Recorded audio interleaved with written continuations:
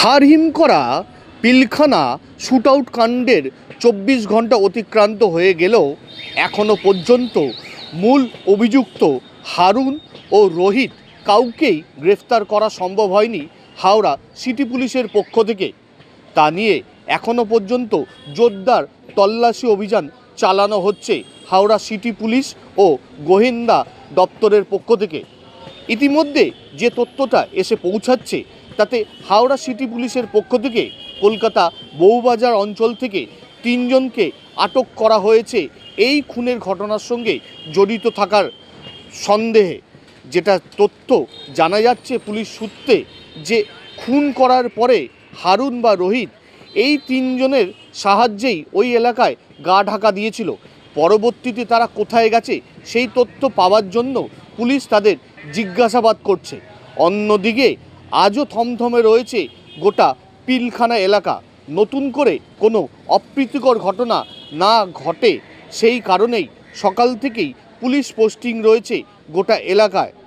মৃত শফিকের পরিবারের পক্ষ থেকে জানানো হয়েছে যদি দুষ্কৃতীদের না ধরতে হয় তাহলে তারা আবারও পথে নেমে আন্দোলন করবে।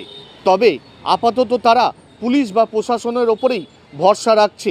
সব মিলিয়ে ২৪ ঘন্টা কেটে গেলেও মূল অভিযুক্ত হারুন বা রোহিত কাউকেই এখনও পর্যন্ত গ্রেফতার না করায় স্বাভাবিকভাবেই চাপা উত্তেজনা আজও রয়েছে পিলখানা অঞ্চলে। और दिए कालो चाहिए हमारे भाई हमारे इंसाफ चाहिए ना ना पड़े धरा तो फिर थाना जाब ना एक्शन लेवे फिर हमें भीड़ लगा लेगे देव हमारे घरे ৫,০০০ लोग আমি একলা আমি বস্তি মহল্লা আমাদের পুরো যেত আছে আমাদের ভগ্গু মোড়ে সব সিসিটিভি ফুটেজে দেখা যাচ্ছে যারা যারা মেরেছে তাদের দেখা যাচ্ছে এখনো পর্যন্ত ২৬ ঘন্টা হয়ে গেছে। পুলিশ তো আমাদেরকে গৌতম চৌধুরী বলেছে তো স্যার কি আমি দিদি আর মামা আমি তোমাদেরকে বলছি বলে যাচ্ছি এত লোকের সামনে বলেছে কি আমি ২৪ ঘন্টার মধ্যে ওকে আমি ধরা করবো। ২৪ ঘন্টা তো হয়ে গেছে না আমি করবে আস্তে ধীরে এত জলদি আস আমি ধরে যাবে তো পালাচ্ছে আমাদের ভি তো লোক হচ্ছে ওকে আমি কি বসে আছি। কি চাইছেন বলুন? আমি চাইছি ইনসাফ আমার ভাইকে কিরকম মেরে দিল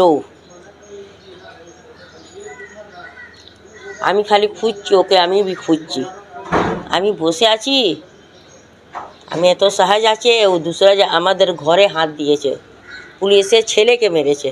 আমার বাপ মাউন্টেন পুলিশে এতদিন কাজ করেছে ঈশা খান পুলিশের ছেলে আছে ও সোজে গেল কি কোনো আর আছে মেরে চলে যাবো আমি ও বাঁচবে আমাদেরকে হারুন ওকে পিলখানাতে থাকতে দেবো না আমি। আপনার নাম? আমার নাম আনোয়ারি বেগম।